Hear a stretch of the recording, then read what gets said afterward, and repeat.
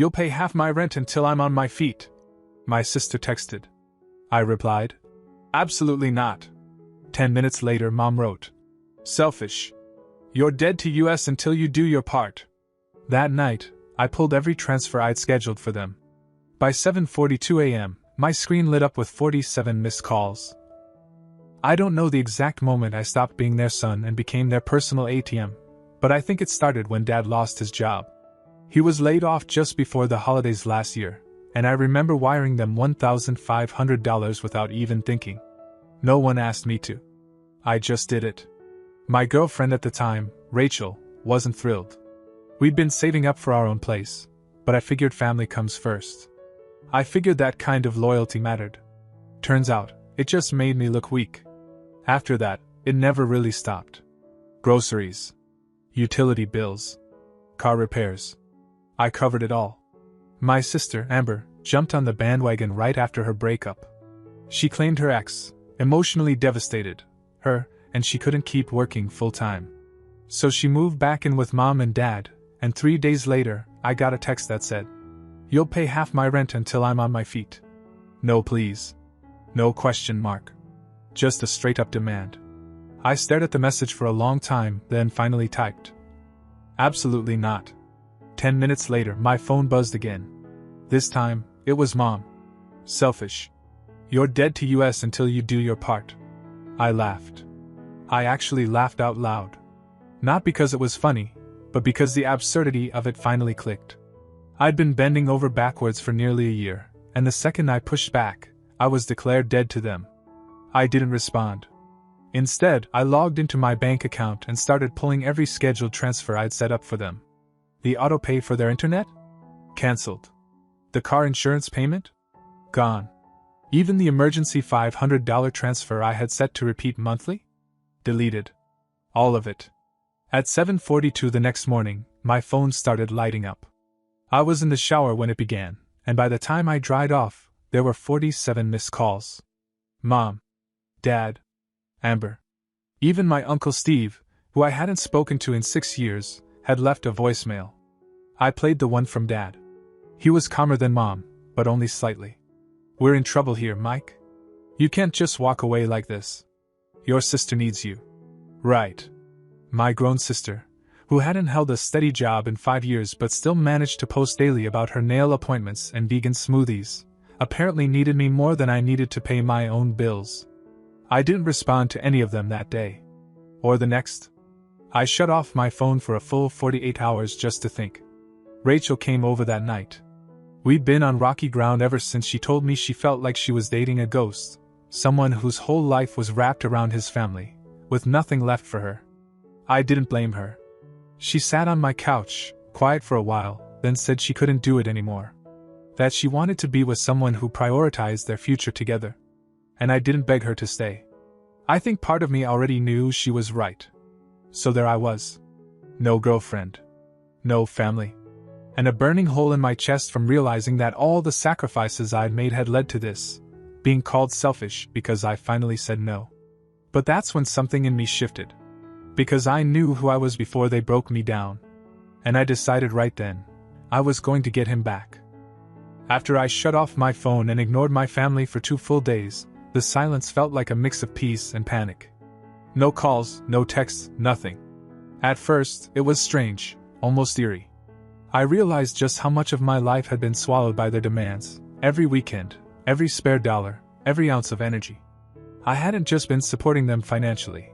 I had been letting them live through me. And for what? Respect? Gratitude? Nothing. I knew I needed backup, someone who could see the situation clearly. That's when I reached out to my cousins, Jenna and Marcus. They were the only family members who weren't invested in Amber's endless drama or Mom and Dad's guilt-tripping tactics. Marcus picked up on the first ring. Mike, I've been waiting for you to finally snap, he said, almost like he'd been expecting this day to come. I laid it all out. The text from Amber demanding half her rent, Mom declaring me dead to the family, the transfers I'd just pulled. I even mentioned losing Rachel because of them. Marcus didn't even hesitate. That's insane, man. You've been carrying their lives on your back while they treat you like dirt. It's over. You're done. That night Jenna texted me, if you want, we'll help. We've got your back. Just reading that, I felt lighter than I had in months. For the first time, I wasn't alone. I actually had people on my side who weren't trying to manipulate me. Then, like clockwork, Amber showed up at my apartment. She banged on the door so hard it rattled the windows. "Mike, I need you."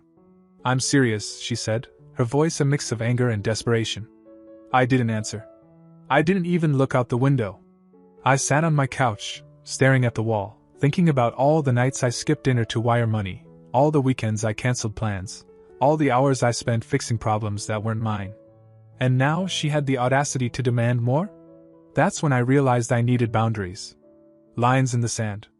I told Marcus and Jenna I wasn't just going to sit back anymore. I wanted a plan, a strategy to reclaim my life without letting them pull me back into their chaos. By Monday, I quietly started redirecting the money I had been giving them into my own account. I paid off my debts, started looking for a place for Rachel and me, and even booked a weekend getaway just to remind myself what it felt like to have freedom. But it wasn't just financial. I began documenting everything: texts, calls, emails, receipts. I wanted proof that I hadn't been selfish. I had been exploited. That record became a kind of armor, something tangible I could hold onto when the guilt and manipulation started to creep in. Then came the inevitable, a text from Amber. "Where's my money, Mike?" I didn't reply. Instead, I called Marcus. "She's not going to get it," he said with a grin. "And she won't stop until you cut them all off. You ready for that?" I didn't answer immediately. But deep down, I knew it was coming. Saying no once had already crossed the line. There was no going back. The fight for my life, my real life, was about to begin. By the third day of silence, my phone was calm. No calls, no texts, nothing, but the tension in my chest felt heavier than ever. Amber hadn't given up. Her texts kept coming in, each one more dramatic than the last, full of guilt trips and accusations. She even tagged me in a few social media posts, subtweeting about family betrayal and brothers who don't care. I didn't respond. Not a single word. That evening, Marcus and Jenna came over. We sat around my tiny living room, coffee mugs in hand, plotting our next move. "We need to make a statement," Marcus said. "Not just ignoring them. Something that makes it clear you're done." I nodded, feeling a mix of fear and determination. I was done tiptoeing around their endless demands. We built a plan in 3 steps. Step 1, cut off all financial access. Step 2, draw emotional boundaries, making it impossible for them to guilt-trip me. Step 3, involve the cousins as witnesses and backup, so I wouldn't face this alone. The next morning, I went full lockdown. I changed my banking passwords, canceled automatic transfers, and set alerts for any attempt at withdrawals. Every cent I'd ever sent them was now untouchable. Amber didn't wait long to retaliate. She bombarded me with texts. "Mike, how could you? You'll regret this." Mom followed up with a long message full of guilt. "We raised you better than this. We are disappointed beyond words." Dad called 3 times, leaving voicemails pleading for a family meeting. I didn't respond. Not one word. Then came the ultimate confrontation. Amber showed up at my apartment, again, but this time she brought a friend. She rang the bell with all the confidence of someone who thought she could intimidate me. "Mike, you can't just do this," she yelled the moment I opened the door. I stepped aside calmly. Marcus and Jenna were with me, standing silently behind. "We're done," I said. "There's nothing more to discuss." Amber froze, staring at me as if I'd grown a second head. Mom called right then. I put the call on speaker. "Mike, you're destroying the family. You can't just abandon us." I looked at Marcus and Jenna, then back at the phone. "You've had years to rely on me. I've done everything I could. I'm done." Amber's face went pale. She stormed out, slamming the door so hard the frame rattled. Mom hung up. Dad never called again. For the first time in my life, I felt a surge of relief. But relief wasn't enough. I knew they wouldn't stop trying. If I wanted peace, I'd have to be smarter, faster, and stronger than ever. Over the next few days, I reinforced my boundaries. I ignored texts, calls, and even social media posts. I focused on myself, paying off my debts, cooking meals I actually wanted, and even taking walks just to feel like my own person again. Slowly, I began reclaiming my life. Then something unexpected happened. My cousins started sending me updates about Amber's antics at home. She had started pestering extended family for money, exaggerating stories about me being cruel, trying to manipulate anyone who would listen. Marcus and Jenna laughed when I read the messages. "She's desperate," Marcus said. "And desperate people make mistakes. We'll make sure you're ready when she does." That's when I realized the first strike had been more than just cutting them off. It was a declaration. I wasn't theirs to control anymore. I was taking back my life, piece by piece, and nothing, not guilt, not manipulation, not family loyalty, was going to stop me. For the first time, I felt like I could actually win. By the next week, I thought I had finally drawn a line.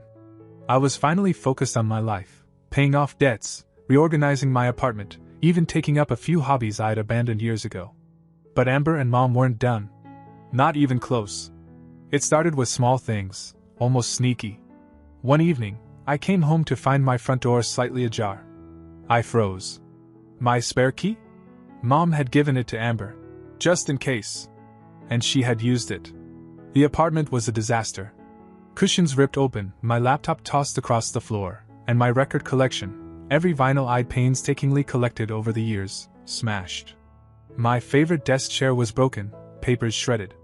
It looked like a storm had blown through. I sank onto the floor, staring at the chaos. Marcus and Jenna came over as soon as I called them, and their faces were the exact mirror of my anger. "We should call the cops," Marcus said, almost shaking. "She can't get away with this." "No," I said, almost to myself. "I'm not going to play their game." Even though I was furious, I felt an odd clarity. If I let this anger rule me, they'd win. I had spent years letting them control me, manipulate me, guilt me into bending over backward. This time, I would reclaim my life on my terms. The next morning, Amber called. "Mike. I didn't mean to." Her voice was hesitant, almost scared. I didn't respond. "Mom texted, 'We're sorry. Please forgive us.'" I stared at the screen, thumb hovering over the reply button. Part of me wanted to scream, to tell them everything they deserved. But instead I sat in the wreckage of my apartment, breathing, assessing the damage. And then I started fixing it. I spent the whole day cleaning, repairing what I could, replacing what I couldn't. It was exhausting, physically and emotionally. But strangely it felt good. For once, I was doing this for me, not for them. I was taking my space back, reclaiming control over my life. By the evening, I texted Jenna and Marcus. I forgave them. Not because they deserved it. Not because they even asked properly. But because I couldn't let their chaos dictate my emotions anymore. The unexpected happened next. Amber and Mom seemed confused. They didn't know how to react. Their usual tactics, guilt trips, manipulation, cries for sympathy, suddenly fell flat. They had never seen me operate from strength instead of fear.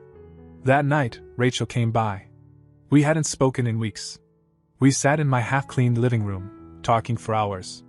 She admitted she was proud of me, for finally standing up, for taking back control, for forgiving without losing myself.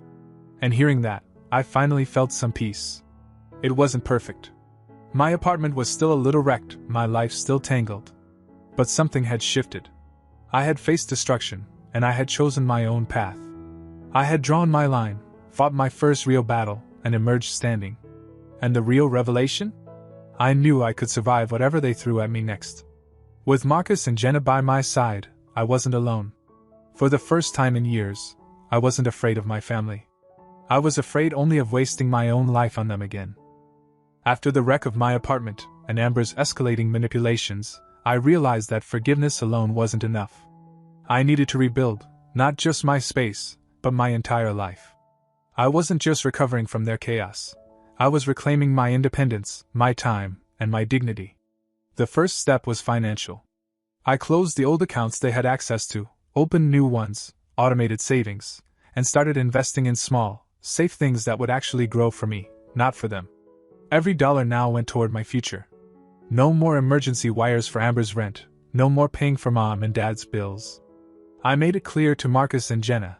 I was done being everyone's bank. Next was psychological. Amber and Mom didn't stop. They called, texted, even emailed from new accounts trying to guilt me. But this time, I didn't react emotionally. Marcus and Jenna helped me track everything, recording proof of every manipulation attempt. It was almost therapeutic, like assembling a map of all the ways they had tried to control me.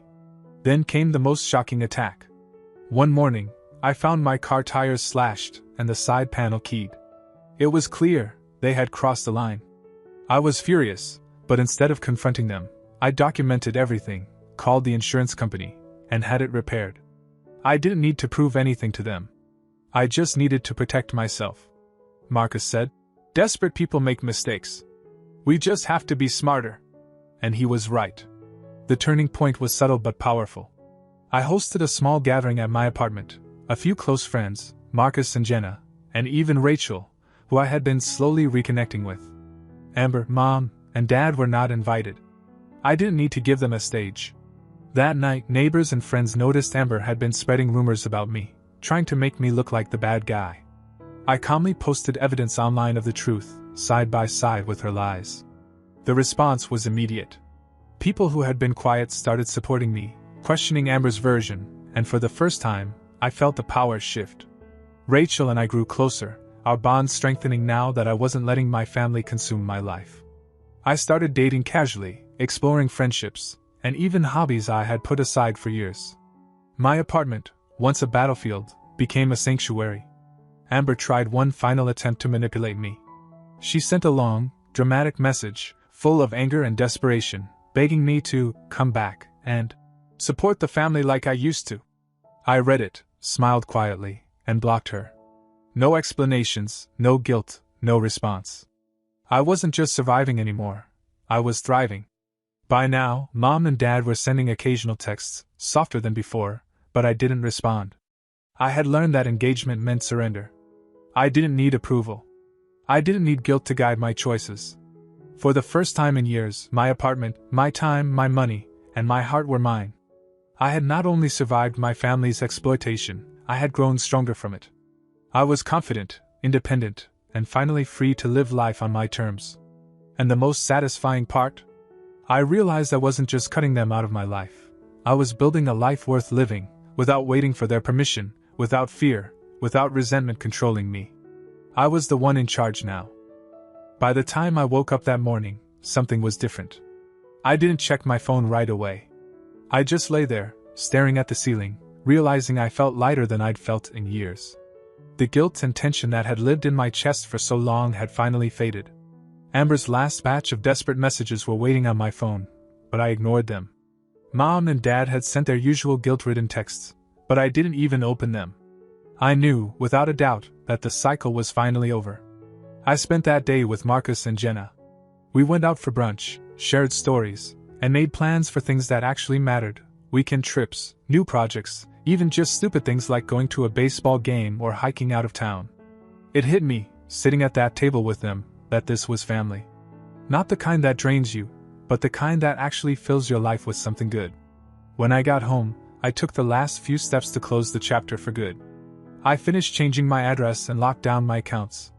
I went through old boxes, tossing out anything that reminded me of all the years I'd spent as someone else's backup plan. I even blocked Amber and my parents from everything: calls, texts, social media. It was surprisingly quiet after that. Rachel came over that evening. We went for a long walk, and she asked how I felt. I realized I was finally calm.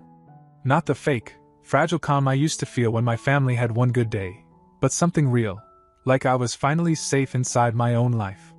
We talked about our plans and dreams, and for once, they weren't just daydreams. They were things I could actually see happening, now that nobody was holding me back. A few weeks went by like that. Every day, the sense of freedom grew. I started a class I'd put off for years. I joined Marcus and Jenna on weekend hikes. Rachel and I began saving for a place together. Every dollar in my account, every hour of my time, it all belonged to me now. And every day that passed, the anxiety and anger from before faded into something almost like gratitude. Not for what I'd lost, but for what I'd finally found. One night, I stood in my living room, looking around at my space. No broken records, no reminders of chaos, just quiet and the promise of a fresh start. I realized it was finally mine. My peace. My time. My rules. Amber tried a couple more times to reach out. She even emailed me from a burner account, but I didn't respond. Mom and Dad's messages became fewer and softer, but I still didn't answer.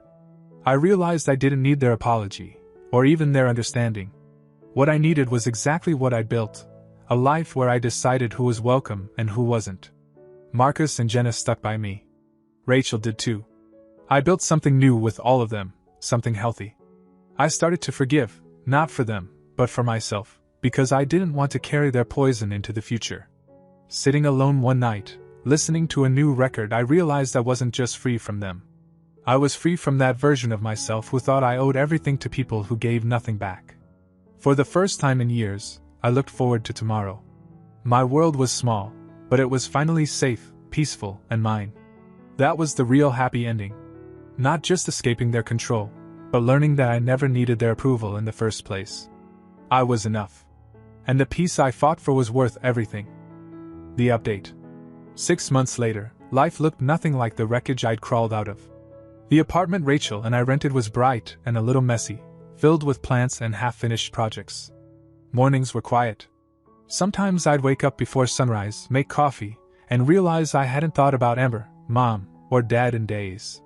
That silence was a gift I never knew I needed. The real surprise started with a letter. Not a text, not an email, an actual letter with an out-of-state postmark. The handwriting was unfamiliar, but I opened it anyway. It was from Ethan, my cousin on Dad's side, who I hadn't seen since we were kids. He wrote that he'd heard the stories about me abandoning the family. But after talking to Marcus and Jenna, he realized there was more to it. He said he was proud of me, and that maybe, in a way, I'd made it possible for others to stand up for themselves too. It felt strange and good at the same time. I'd spent so long feeling isolated, convinced that breaking free meant I'd lose everyone. But suddenly, doors were opening. Ethan and I started exchanging messages. He even visited once, and we talked for hours about everything but family drama. It was like getting a piece of my childhood back, but without all the baggage. As the weeks went on, other cousins started reaching out too. Some just sent a simple, "Thinking of you" text. Others wanted to reconnect in small ways, a coffee, a walk, a check-in call. Turns out, I wasn't the only one suffocating under the weight of expectations. My story had quietly made its way through the family, and people saw that it was possible to walk away from all the drama and still be okay. Better than okay. Rachel and I kept building our new life together. We decorated the apartment with art from local fairs, thrift store finds, and stuff we made ourselves. We started hosting friends for dinners, the kind where nobody was afraid to laugh too loudly. Sometimes, I'd catch myself looking around during these nights and thinking, this is what it's supposed to feel like. Then came the strangest surprise of all. I was out running errands when I stopped by a record store. The owner waved me over, said someone had left a package for me weeks ago. Inside were a few rare records, albums from the artists whose vinyls had been destroyed when Amber trashed my old place. There was no note, just my name on the wrapping. I had no idea who sent them. Maybe it was Marcus, maybe Jenna, maybe someone else who knew what I'd lost. I didn't need to know. All I felt was gratitude. These days, I'm still cautious about who I let in. I keep my boundaries strong, not out of fear, but out of respect for myself. Amber hasn't tried to reach out in months, and my parents' attempts at contact finally stopped. That door is closed, and I don't feel guilty for it anymore. What surprised me most was how quickly life could fill back up with good things once the poison was gone. I made peace with my past, but I don't live there anymore. I'm focused on what's ahead, new friendships, real family, music, small adventures, and mornings that begin and end with a sense of calm. Breaking free wasn't just the end of something. It was the start of everything I'd been missing.